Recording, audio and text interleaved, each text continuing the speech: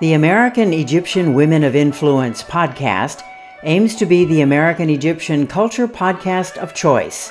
We believe that our knowledge and our participants' stories will greatly enhance understanding of both cultures.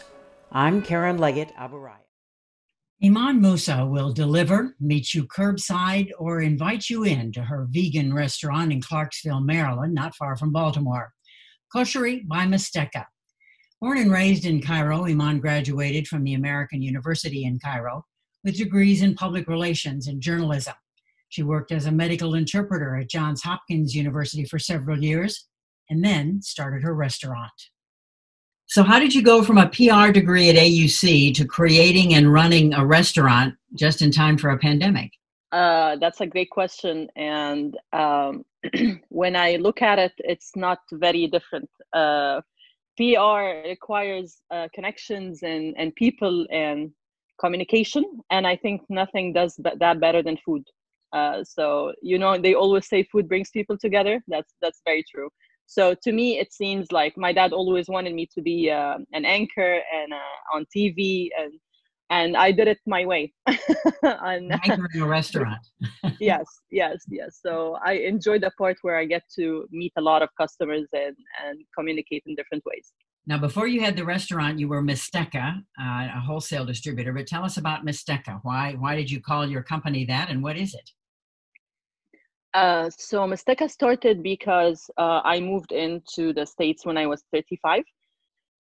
So I left back in Egypt my connections, my friends, my family, everything. And I came to a whole new culture where I was too old to catch all the cultural clues, and I needed to figure out a way to find myself in this new environment. So I was very inspired. I always say this story. People make fun of me, but it's true. I used to watch Desperate Housewives, and there's this character called Bree, and she used to welcome every new neighbor to the neighborhood with through baking or cooking something and going to their door. So to get familiar with my neighbors, I thought, okay, if this is what Americans do, this is what I'm gonna do. I'm gonna cook something or make something and knock on my neighbors' doors, and that's exactly what I did. I used to make foods and introduce myself to people, and because of course, because of all the stereotyping in the media, I was very intimidated. I didn't know how people are gonna take it or take me or accept me, and I found that 2011 when you were doing all this, right? I'm sorry. This is 2011. Yes, this is 2011. So I was very surprised by the warmth and the acceptance and the openness and how much people are eager to share and know and understand. So, and then I found I found my language in a way in this new environment. One thing led to the other, and I thought, you know what, I had worked in corporate for a while. I was good at it, but didn't really enjoy it. I'm a people's person, not an office and computer person. So I thought, you know what, let's give this a try. And I took it from there. I started Misteka. Misteka is the name of a popular spice that we use in Egypt in savory and sweet foods. And I thought it represents me. And there's a story behind it that I can talk to people about. So this is why I picked the name. And then how did you move from there into koshery, which is such a marvelous comfort food, traditional food in Egypt, and now Americans are taking to it?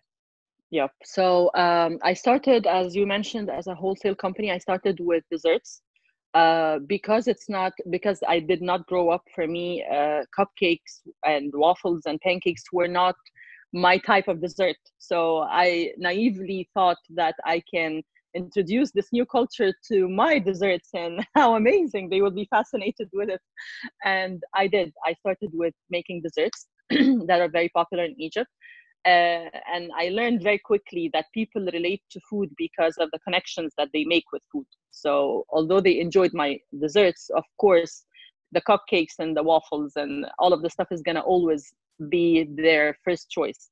And it was a journey of exploring what connects with people.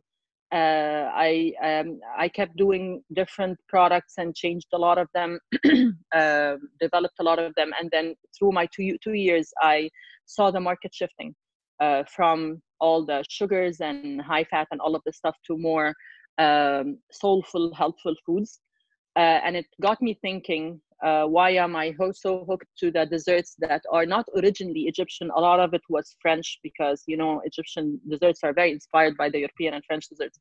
And I remembered that I belong to the Mediterranean and to the African continent, which has a mix of amazing, healthful food, and at the same time, all the spices that give a ton of flavor. So that got me back to the roots a little bit, and I decided that one of my products that I'm going to develop was the koshery, and I'm going to sell it as a ready meal. And I started doing this in farmers markets at first and was surprised by the feedback from people. And then opportunities opened up, and this stall came across, and we took it from there. That healthfulness, is that why you decided to make it a vegan restaurant? Yes. Well, I personally don't really enjoy very much the meats and chickens and this stuff. So, and because I don't enjoy them, I don't cook them well. So I definitely wouldn't dare to present them to my customer. You have to love what you're presenting to people. And koshery, I just have this love connection with this meal. So yes. So I saw the trend of growing. All the growing allergies and stuff. And I learned a lot about the practices that bring the meats and chicken to our table. And I always wanted my brand to be a compassionate brand. And this part especially hit a big nerve with me. And Egyptians are not happy with me doing a vegan concept until they understand where it's coming from. They keep telling me, we don't have a lot of Egyptian options. So when one opens, why is it vegan? And it's for all those reasons I just listed. Now, you've done some other social entrepreneurship along with opening the restaurant and serving vegan food. Tell me about the Don't Eat Alone initiative. People depend on each other very much. So we don't have you do have rich neighborhoods and poor neighborhoods and stuff, but even within the rich neighborhoods, there are people who serve you and help you, the doorman, the supermarket, all of those people, automatically every family feels that they are part of them. So we always include them in our lunches and dinner. Like when you cook, you always make sure there's a plate or two extra for the person who's going to come pick up your laundry at night, or the person who's going to deliver your bread, or the grocery store that's going to send someone with your shopping. So you always hand them this extra plate that has some of your food. I always had this practice in my family, and after I got married, and when I came here, I found that the structure of how I lived here was not the same. And I found this disconnect between an affluent area where I live and the people who I know can make use of this extra meal. And I didn't want my kids to not see this connection because we're out of this circle now. So I decided, you know what, I want to be able to do this through my business. It represents me. It's part of me and my character. So I came up with the Don't Eat Alone campaign, which is for every 3 koshery meals we sell, we donate 1 free meal. And I partnered. It's not an easy job to do, of course, but I depend on some amazing organizations who do the legwork in different parts of Maryland, and on our behalf, they take care of the distribution and getting this food to people who deserve it. And what about the pandemic? What sort of challenges has that posed for you? I had to work only 3 days instead of the 5 days, and ended up with a lot of food. So I said, you know what, I'm going to figure out a way, and started doing the thank you meals early on. My customers learned about it. They bought into the idea and they asked me to come up with a way for them to purchase meals for the healthcare workers and essential workers. And it blew my mind how this part of it evolved. So I think that's one of the things that made us really survive the pandemic, the hardest days, either financially or just emotionally. I'm grateful for that. Well, we wish you well getting through the rest of this pandemic and thriving beyond that. Thank you, Karen. Thank you so much.